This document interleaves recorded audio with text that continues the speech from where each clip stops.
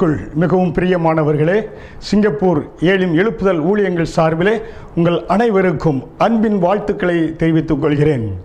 இன்றைக்கு உங்களோடு கூட நான் பகிர்ந்து கொள்ளக்கூடிய ஒரு காரியம், மகிமையின் மேல் மகிமை, க்ளோரி டு க்ளோரி. தேவன் இந்த பூமியிலே இருக்கிற ஒவ்வொரு தேவனுடைய பிள்ளைகளையும் ஆண்டவர் ரட்சித்து தேவனுடைய பிள்ளைகளாக மாற்றுகின்ற பொழுது தேவன் விரும்பக்கூடிய ஒரு காரியம், நீங்கள் அனைவரும் மகிமை மேல் மகிமை அடைந்து தேவனோடு இருக்க வேண்டும் என்பதுதான் அவருடைய விருப்பமாக இருக்கிறது. இன்றைக்கு செய்தியினுடைய ஆதாரமாக எடுத்துக்கொண்ட வேதத்தினுடைய பகுதி 2 கொரிந்தியர் 3வது அதிகாரம் 18வது வசனத்திலே, நாம் எல்லோரும் திறந்த முகமாய் கர்த்தருடைய மகிமையை கண்ணாடியில் காண்கிறது போல கண்டு ஆவியாய் இருக்கிற கர்த்தராலே அந்த சாயலாகத்தான் மகிமையின் மேல் மகிமை அடைந்து மறுரூபம் அடைகிறோம். ஹல்லேலூயா. பாருங்க, வேத வசனம் எவ்வளவாக தெளிவாக சொல்லுகிறது. ஹல்லேலூயா. மகிமையின் மேல் மகிமை மிகவும் அருமையான ஒரு காரியம். ஹல்லேலூயா. நாம் ரட்சிக்கப்பட்ட உடனே இந்த பூமியிலே நாம் தேவனுடைய பிள்ளைகளாக இருக்கிற நம்முடைய ஏக்கம், நம்முடைய விருப்பம், நம்முடைய இலக்கு, நாம் மகிமையின் மேல் மகிமை அடைந்து மறுரூபம் அடைய வேண்டும். ஹல்லேலூயா. அதைத்தான் தேவன் விரும்புகிறார். இயேசு கிறிஸ்து இந்த பூமியில் இருக்கின்ற பொழுது சுவிசேஷ செய்திகளை ஆண்டவர் குறித்து சொன்னார், சுகமளிக்கும் செய்திகளை ஆண்டவர் சொன்னார், பரலோக ராஜ்யத்துக்குரிய காரியங்களை குறித்து ஆண்டவர் நம்மோடு பேசினார். எல்லாவற்றுக்கும் மேலாக அவர் தன்னுடைய சீடர்களை பேதுரு, யோவான், யாக்கோபு 3 பேரையும் அழைத்து கொண்டு தனியாக மறுரூப மலையிலே சென்று தன் மகிமையை அவர்களுக்கு காண்பித்தார். அவர்களும் மகிமை மேல் மகிமை அடைந்து மறுரூபம் அடைய வேண்டும் என்று தேவன் விரும்பினார். ஹல்லேலூயா. அதனால் அருமையான தேவனுடைய பிள்ளைகளை நாமும் இயேசு கிறிஸ்துவோடு தனிமையாக நேரங்களை செலவழித்து மகிமை மேல் மகிமை அடைய வேண்டும் என்ற வாஞ்சை நம் ஒவ்வொருவருக்கும் இருக்க வேண்டியது மிக அவசியமாக இருக்கிறது. ஹல்லேலூயா. நான் மகிமை மேல் வேதத்திலே மீண்டும் மீண்டுமாக வரக்கூடிய காரியங்களை நாம் பார்க்கின்ற பொழுது பார்த்தீங்கன்னாக்க மீண்டுமாக இந்த 3 காரியங்கள் வேதத்தில் மீண்டுமாக வருகிறது. என்னவென்றால், கிருபையின் மேல் கிருபை, பலத்தின் மேல் பலன், மகிமையின் மேல் மகிமை. அதை கூட நம்ம யோவான் 1வது அதிகாரம் வசனம் 16 நாம் பார்க்கின்ற பொழுது, அவருடைய பரிபூரணத்தினால் எல்லோரும் கிருபையின் மேல் கிருபை பெற்றோம். ஹல்லேலூயா. தகுதி இல்லாத நம்மை இயேசு கிறிஸ்து பாருங்க, கிருபையின் மேல் கிருபை. பாருங்க, கிரேஸ் என்றால் தகுதி இல்லாத நமக்காக நம்மை தேவன் அவர் சொந்த இரத்தத்தை சிந்தி அவர் கிருபையினாலே நம்மை பிள்ளையாய் மாற்றி இருக்கிறார். ஹல்லேலூயா. எவ்வளவு ஒரு பெரிய பாக்கியம். எப்படி பாருங்க, இயேசு கிறிஸ்து நம்மேல் பாராட்டிய ஒரு அன்பு, நம்மேல் பாராட்டிய ஒரு இரக்கம், அதுதான் நாம் ஒவ்வொருவரும் பார்த்தீங்கன்னாக்கா ஆரம்ப கிறிஸ்துவ வாழ்க்கையிலே தேவனுடைய அந்த கிருபை இருந்தனால தான் அவர் பிள்ளையாக நம்ம மாறினோம் என்று நம்ம பார்க்கிறோம். ஹல்லேலூயா.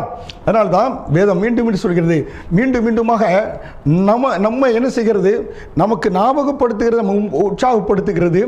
கிருபையின் மேல் கிருபை, அவருடைய பரிபூரணத்தினாலே. யாருடைய பரிபூரணத்தினாலே?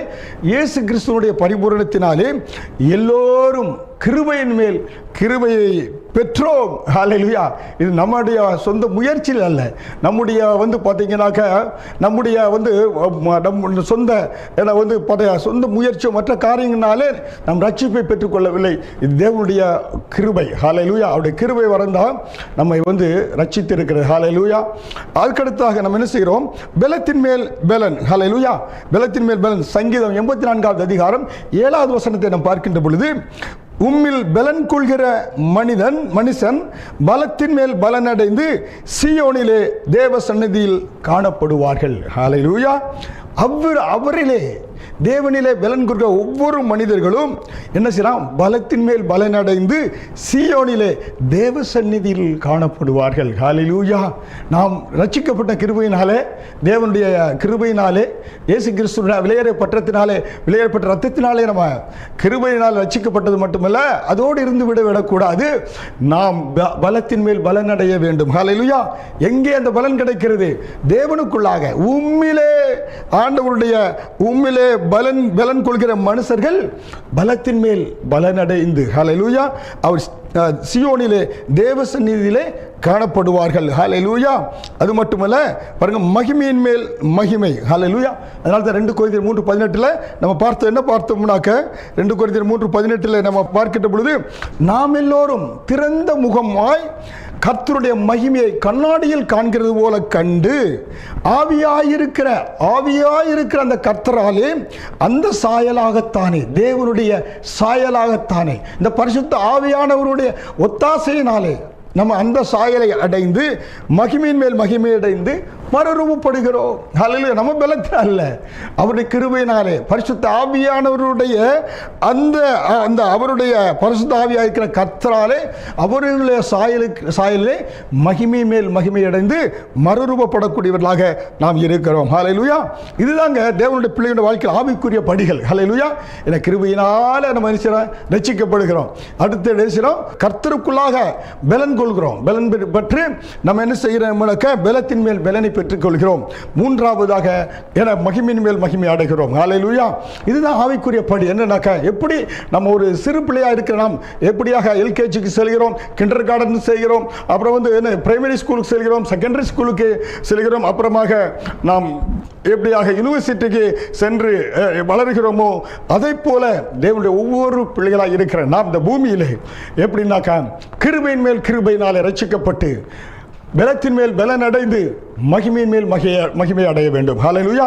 இந்த பூமியில தேவன் நம்மை வைத்திருப்பதற்கு ஒரு நோக்கம், இந்த பூமியிலே ஆண்டவர் நம்மை ஜீவனை கொடுத்து வைத்திருப்பதற்கு நோக்கம், நம்முடைய இலக்கு நாம் மகிமையின் மேல் மகிமை அடைந்து மறுரூபம் அடைய வேண்டும். ஹல்லேலூயா. மனதிலே எண்ணங்களிலே நம்முடைய வாழ்க்கையிலே நாம் மறுரூபம் இயேசுவை போல மாற வேண்டும். அதைத்தான் தேவன் விரும்புகிறார். ஹல்லேலூயா. நாம் இயேசுவை பிரதிபலிக்கக்கூடியவர்களாக நாம் மாற வேண்டும். நம்மை பார்க்கிறவர்கள் ஹல்லேலூயா நம்முடைய வாழ்க்கையை பார்க்கக்கூடியவர்கள் அதன் மூலமாக அவர்கள் ரட்சிக்கப்பட வேண்டும். இயேசுவை நாம் பிரதிபலிக்கக்கூடியவர்களாக இருக்க வேண்டும். இது நம்மளால் அல்ல, தேவனுடைய கிருபையினாலே ஆகும். ஹல்லேலூயா. அப்போ ஒவ்வொரு தேவனுடைய பிள்ளைகளும் என்ன செய்ய வேண்டும் என்றால் கிருபையின் மேல் கிருபையை பெற்றுக் கொள்ள வேண்டும். ஹல்லேலூயா. அப்படி என்றால் ரட்சிக்கப்பட வேண்டும். இரண்டாவது, பலத்தின் மேல் தேவனிலே பலன். ஹல்லேலூயா. உலக காரியத்தின் மூலம் பலன் அல்ல, தேவனிலே பலனை பெற்றுக் கொள்ள வேண்டும். பலத்தின் மேல் பலன். ஹல்லேலூயா. மூன்றாவதாக நம்முடைய இலக்கு, நம்முடைய டெஸ்டினி, நோக்கம் மகிமையின் மேல் மகிமையை நாம் காண வேண்டும். ஹல்லேலூயா. இதைத்தான் தேவன் நமக்கு விரும்புகிறார். ஹல்லேலூயா. இதை நாம் செய்வதற்கு பெரிய ஒரு காரியம் அல்ல. ஹல்லேலூயா. இதை ஒவ்வொரு நாளும் ஆண்டவரை சார்ந்து கொள்ள இருக்கின்ற பொழுது ஆண்டவர் நமக்கு என்ன இந்த மகிமையில் மேல் மகிமை அடைந்து மறுரூபம் அடைவதற்கு தூய ஆவியானவர் நமக்கு உதவி செய்யக்கூடியவராக இருக்கிற அன்பான தேவனுடைய பிள்ளைகளே. ஹல்லேலூயா. இதற்கு ஒரு நல்ல உங்களுக்கு ஒரு உதாரணத்தை நான் சொல்ல விரும்புகிறேன். வண்ணத்து பூச்சி பாருங்க, வண்ணத்து பூச்சியை நீங்கள் எடுத்துக்கொண்டா இந்த பட்டர்ஃப்ளை எப்படி இருக்கு பாருங்க. அது வண்ணத்து பூச்சி ஆரம்பத்தில் அது ஒரு முட்டை. அந்த முட்டையிலிருந்து அந்த வண்ணத்து பூச்சி முட்டையை உடைத்து கொண்டு வெளியே வருகிறது. அது செடியிலே அந்த இலைகளிலே அந்த முட்டையிலிருந்து வெளியே வந்த அந்த வண்ணத்து பூச்சி தளர்ந்து அந்த இலைகளை சாப்பிட்டு அது வளர்கிறது. அந்த பட்டர்ஃப்ளை, அந்த வண்ணத்து பூச்சி அது இலைகளை சாப்பிட்டு வளர்ந்து சில நாட்களில் அது ஒரு கூட்டுப்புழுவாக மாறுகிறது. இடமா மாறுகிறது, கூட்டுப்புழுவாக மாறி அந்த கூட்டுப்புழுவாக அதுக்குள்ள தொங்குகிறது. தொங்கி அந்த கூட்டுப்புழுக்களை இருக்கின்ற பொழுது அதற்குள்ளாக ஒரு பெரிய மாற்றம் உண்டாகிறது. சரீரத்தில் முன்பு புழுக்களாக இருந்தபோது 1000 நிறைய கால்கள் இருந்தது. இந்த கூட்டுப்புழுக்குள்ளாக அதோட கால்கள் எல்லாம் என்ன செய்கிறது, விழுந்து அது நல்ல வண்ணமிக்க ஒரு வண்ணத்து பூச்சியாக அது என்ன செய்யறது, அந்த கூட்டுக்குள்ளே மறுரூபம் அடைகிறது. அது உருவாகிறது. நல்ல சிறகுகள் அதுக்கு உண்டாகிறது. நன்றாக அதுக்கு என்னன்னாக்க பார்த்தீங்கன்னா நல்ல கலர் நிறத்தில் அதனுடைய சிறகுகள் உருவாகிறது. இதுவரை அந்த வண்ணத்து பூச்சி என்ன செய்து கொண்டிருந்தது என்றால் இலைகளை சாப்பிட்டு கொண்டிருந்தது. இப்பொழுது அந்த வண்ணத்து பூச்சி என்ன செய்யணும்னாக்க நன்றாக தேனை குடிப்பதற்கு அது கொம்பு முளைக்கக்கூடியதாக இருக்கிறது. ஹல்லேலூயா. முளைத்த உடனே இப்பொழுது வண்ணத்து பூச்சி அந்த கூட்டிலிருந்து என்ன செய்கிறதுனாக்க அது வெளியே வந்து நன்றாக நல்ல கலர்மிக்க நல்ல கவர்ச்சி மிக்க ஒரு வண்ணத்து பூச்சியாக சிறைகளை அடித்து கொண்டு பூக்களை தேடி பூக்களுடைய தேனை உறிஞ்சி சாப்பிடக்கூடியதாக அது மாறுகிறது. பூக்களுடைய தேனின் மூலமாக அது என்ன செய்கிறது, பலப்பட்டு அது இந்த வெளியே நன்றாக பறந்து வரக்கூடியதாக இருக்கிறது. ஹல்லேலூயா. அதே போல தான் தேவனுடைய பிள்ளைகளாக இருக்கிற நாம் எப்படி என்றால், இந்த தாயின் வயிற்றிலே பிறந்த நாம், தாயின் வயிற்றிலே நம்ம ஆண்டவர் கிருபையினாலே தாயின் கர்ப்பத்தில் கிருபையாக என ஆண்டவர் தாயின் கர்ப்பத்தில் உருவாமுன்னு தெரிந்து கொண்டார். தாயின் கர்ப்பத்திலே வளர்கிறோம். வளர்ந்து நாம் வெளியே பிறந்து வருகின்ற பொழுது இந்த வீடாகிய அந்த வீட்டு கூட்டுக்குள்ளே, இந்த உலகம் என்ற கூட்டுக்குள்ளே வளர்கின்ற பொழுது நாம் இந்த உலகத்துக்குரிய அந்த காரியங்களை எல்லாம் விட்டு நாம் இந்த வண்ணத்து பூச்சி எப்படியாக அந்த தேனை உறிஞ்சி சாப்பிடுறது, அதே போல கர்த்தருடைய வேத வசனத்தையும் ஜெபத்திலையும் நாம் என்ன செய்ய பலனை பெற்றுக்கொள்ள, பலத்தின் மேல் பலனை தேவனுடைய பிள்ளைகளாக இருக்கிற நாம் இந்த வண்ணத்து பூச்சியை எப்படியாக தேனிலிருந்து பெற்றுக்கொள்கிறதோ அதே போல தேனிலும் மதுரமாகிய, தேனை காட்டிலும் மதுரமாகிய அந்த வேத வசனத்தின் மூலமாக நாம் பலப்பட வேண்டும். உள்ளான மனிதன் பலப்பட வேண்டும். ஹல்லேலூயா. உள்ளான மனிதன் பலப்படுகின்ற பொழுதுதான் அவன் என்ன செய்ய முடியும்னாக்க, நாம் மகிமையின் மேல் மகிமை அடைந்து மறுரூபம் அடைய முடியும். ஹல்லேலூயா. எப்படியாக இந்த வண்ணத்து பூச்சி அருமையாக சிறைகள் அடித்து பறக்கிறது, அதே போல நாமும் மணவாளன் வருகின்ற பொழுது நாமும் சிறைகளை அடித்து அந்த மணவாளனை என வரவேற்று அவரோடு என அவர் அந்த மணவாளன் நம்மை மகிமையின் சரீரமாக நம்மை மாற்றி அடித்தாரு, அவரோடு கூட சேர்த்துக் கொள்ளக்கூடியவராக ஆண்டவர் இருக்கிறார். ஹல்லேலூயா. அருமையான தேவனுடைய பிள்ளைகளே, பாருங்க, இந்த மகிமையை குறித்து நாம் பார்க்கின்ற பொழுது இந்த மகிமை எப்படிப்பட்டதாக இருந்தது என்று நாம் பார்க்கின்ற பொழுது வேதத்தில் பழைய ஏற்பாட்டிலும் புதிய ஏற்பாட்டிலும் இந்த மகிமையை குறித்து நாம் பார்த்தோம் என்றால், ஆதியிலே மகிமை எங்கே இருந்தது? ஏதேன் தோட்டத்தில் அந்த மகிமை இருந்தது. அந்த மகிமை ஆதாமோடு ஏவாளோடு கூட அந்த மகிமை என்ன செய்து, மகிமையானவர் அவர்களோடு சஞ்சரித்தார். அந்த மகிமை அவர்களுக்கு ஒரு வஸ்திரமாக கொடுக்கப்பட்டது. ஹல்லேலூயா. ஆதாமுக்கும் ஏவாளுக்கும் வஸ்திரம் என்ன? மகிமையின் வஸ்திரம். ஹல்லேலூயா. அவர்கள் தேவனுடைய உறவை விட்டு தூரமாக போனதாலே அந்த மகிமையின் வஸ்திரம் எடுத்துக் கொள்ளப்பட்டது. அந்த ஆதியிலே இருந்த அந்த மகிமை அப்புறம் என்ன செய்ததுனாக்கா, மேக ஸ்தம்பத்தின் மேலே இஸ்ரவேல் ஜனங்கள் 430 வருடங்களாக எகிப்தில் அடிமையாக இருந்த பொழுது அவர்களை வழி நடத்தினது அந்த மேகஸ்தம்பம். ஹல்லேலூயா. பகலில் மேகஸ்தம்பம், இரவில் அக்கினி ஸ்தம்பம். அந்த மேகஸ்தம்பம் மகிமை எங்கே இருந்தது என்றால் மேகஸ்தம்பத்தின் மேலே மகிமை இருந்தது. ஹல்லேலூயா. அதுக்கப்புறமாக அந்த மகிமை ஆசாரிப்பு கூடாரத்தில் அந்த மகிமை இருந்தது என்று வேதத்தில் நாம் பார்க்கிறோம். ஹல்லேலூயா. ஆமென். பாருங்க, அந்த மகிமை எங்கே இருந்தது என்று நாம் பார்க்கின்ற பொழுது, ஒன்று மேகத்தின் மேல் மகிமை. யாத்திராகமம் 16வது அதிகாரம் வசனம் 10 பார்த்தா மேகத்தின் மேல் மகிமை இருந்தது என்று பார்க்கிறோம். ஹல்லேலூயா. மேகத்தின் மேல் இருந்த மகிமை ஆசாரிப்பு கூடாரத்துக்குள்ள வந்தது என்று யாத்திராகமம் 40வது அதிகாரம் 34வது வசனத்தில் நாம் பார்க்கலாம். ஹல்லேலூயா. அப்ப அது பார்த்தீங்கன்னாக்கா, அப்போ ஆசாரிப்பு கூடத்தில் இருந்தது அந்த மகிமை. சாலமோன் கட்டிய அந்த தேவாலயத்தில் அந்த மகிமை அடுத்ததாக இருந்தது என்று சொல்லி நம்ம பார்த்தீங்கன்னாக்க, அந்த தேவனுடைய ஆலயத்திலே அந்த மகிமை இருந்தது என்று சொல்லி நம்ம பார்க்கிறோம். 2 நாளாகவும் 7வது அதிகாரம் 1வது வசனத்திலே சாலமோன் தேவாலயத்துக்கிட்ட ஜெபித்த பொழுது தேவனுடைய மகிமை தேவாலயத்தில் இறங்கி வந்தது என்று சொல்லி 2 நாளாகவும் 7வது அதிகாரம் 1வது வசனத்தில் நாம் பார்க்கிறோம். ஹல்லேலூயா. அப்படியாக தேவாலயத்தில் இருந்த மகிமை அப்புறமாக எங்கே வந்தது என்றால் கிறிஸ்துவுக்குள் அந்த மகிமை வந்தது என்று நாம் பார்க்கிறோம். ஹல்லேலூயா. இயேசு கிறிஸ்து பூமிக்கு வந்த பொழுது அவர் எப்படிப்பட்டவராக இருந்தார்? அவர் சத்தியத்தின், அவர் பார்த்தீங்கன்னா வார்த்தை மாம்சமாகி கிருபையினாலும் சத்தியத்தினாலும் நிறைந்தவராய் நமக்குள்ளே வாசம் பண்ணினார் என்று நம்ம பார்க்கிறோம். ஹல்லேலூயா. ஏன்னா பாருங்க, கிறிஸ்துவுக்குள்ளாக அந்த மகிமை இருந்தது. ஹல்லேலூயா. அப்ப பாருங்க, ஆரம்பத்தில் எங்கே மகிமை இருந்தது? ஏதேன் தோட்டத்தில் இருந்த மகிமை, அப்புறமாக மேகஸ்தம்பத்தின் மேல் இருந்த மகிமை, அப்புறமாக அது பார்த்தீங்கன்னா ஆசாரிப்பு கூடாரத்தில் இருந்த மகிமை, தேவாலயத்தில் இருந்த மகிமை, அப்புறமாக கிறிஸ்துவுக்குள்ளாக இது இருந்த மகிமை, அப்புறமாக இப்பொழுது கொலோசியர் 1:27 சொல்லப்பட்டது போல கிறிஸ்துவானவர் மகிமையின் நம்பிக்கையாக நமக்குள்ளே வாசம் செய்கிறார். ஹல்லேலூயா. கொலோசியர் 1:27 கிறிஸ்துவானவர் மகிமையின் நம்பிக்கையாக நமக்குள்ளே வாசம் பண்ணுகிறார்.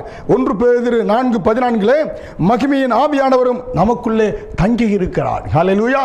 இப்ப மகிமை எங்க இருக்குனாக்க, மகிமை இப்ப நமக்குள்ளே இருக்கிறது. ஹல்லேலூயா. அதான் 1 கொரிந்தியர் 6வது அதிகாரம் 19வது வசனத்திலும் 20வது வசனத்திலும் பார்க்கின்ற பொழுது பார்த்தீங்கன்னாக்கா, தேவன் நம்முடைய சரீரத்தை தேவாலயமாக மாற்றி இருக்கிறார். ஹல்லேலூயா. அது அருமையாக, ஏன்னா பார்த்தீங்கன்னா ரோமன் கத்தோலிக்க அவருடைய வேதாகமத்தில் சொல்லப்பட்டிருக்கும், நீங்கள் தேவனுடைய கோயில் என்று உனக்கு தெரியாதா என்று சொல்லப்பட்டிருக்கிறது. ஹல்லேலூயா. நம்மளாம் யாரும் தேவனுடைய கோயில். இந்த கோயிலாக ஆண்டவர் மாற்றினது மட்டுமல்ல, 1 கொரிந்தியர் 6:20 என்ன சொல்கிறாரு? நம்முடைய சரீரத்தை கர்த்தர் விளக்கரையும் கொடுத்து தேவன் நம்மை மீட்டெடுத்து இருக்கிறார். ஹல்லேலூயா. அதனால தான் நம்ம சரீரத்தில் நம்ம ஆவியினாலும் சரீரத்தினாலும் கர்த்தரை மகிமைப்படுத்த வேண்டும். இந்த சரீரம் விளக்கரையும் கொடுத்து கர்த்தர் நம்மை மீட்டெடுத்து இருக்கிறார். ஹல்லேலூயா. அதனாலே இந்த சரீரத்துக்கு சொந்தக்காரர்கள் நாம் அல்ல, இந்த சரீரத்துக்கு சொந்தக்காரர் தேவன். ஹல்லேலூயா. அப்ப தேவன் என்ன பாருங்க, ஒவ்வொரு மனிதனும் இந்த ரட்சிக்கப்படுகின்ற பொழுது தேவன் நம்மை தம்முடைய விலையேறப்பட்ட இரத்தத்தினாலே, இரத்தத்தை சிந்தி நம்மை விளக்கரையும் கொடுத்து ஆண்டவர் வாங்கி இருக்கிறார். ஹல்லேலூயா. இதை பொன்னாலேயோ வெள்ளியாலேயோ வாங்க, அதை காட்டிலும் விலை உயர்ந்த தேவனுடைய இயேசு கிறிஸ்துவின் இரத்தத்தினாலே நம்முடைய சரீரத்தை இயேசு கிறிஸ்து வாங்கி இருக்கிறார். அப்ப இந்த சரீரம் நமக்கு சொந்தம் அல்ல, இந்த சரீரத்துக்கு சொந்தக்காரர் யார்? இயேசு கிறிஸ்து. ஹல்லேலூயா. அப்ப நம்ம இந்த பூமியிலே நாம் மரிக்கின்ற பொழுது நம்ம என்ன செய்றாங்க? நம்ம மரிக்கிறோம். நம்முடைய உறவினர்கள் கணவன் மரித்தா மனைவி என்ன செய்றாங்க? அவங்க அழுகிறாங்க, எல்லாம் பண்றாங்க. பிள்ளைகள் எல்லாம் அவர் என்ன செய்றாங்க? வந்து அழுகிறாங்க. அவரை போய் அடக்கம் செய்கிறார்கள். ஆமென். அடக்கம் செய்த பொழுது அவங்க என்ன செய்றாங்க? சில நாட்கள் அவருடைய அந்த மரித்து போன மனிதனுடைய நினைவாக குடும்பத்தில் இருக்கிறவங்க அவங்க எல்லாரும் இருக்கிறாங்க. புரியுங்களா? அப்படி குடும்பத்தில் உள்ளவங்க இருக்கின்ற பொழுது பார்த்தீங்கன்னாக்க அவருடைய நினைவாக இருக்கிறாங்க. அப்புறம் சில நாட்களுக்கு அப்புறம் அவர் மறந்து விடுகிறார்கள். ஆனால் இந்த சரீரத்துக்கு சொந்தக்காரராகிய நம்முடைய ஆண்டவராகிய இயேசு கிறிஸ்து, இந்த சரீரம் போய் மண்ணில் நம்ம வைக்கிறோம்.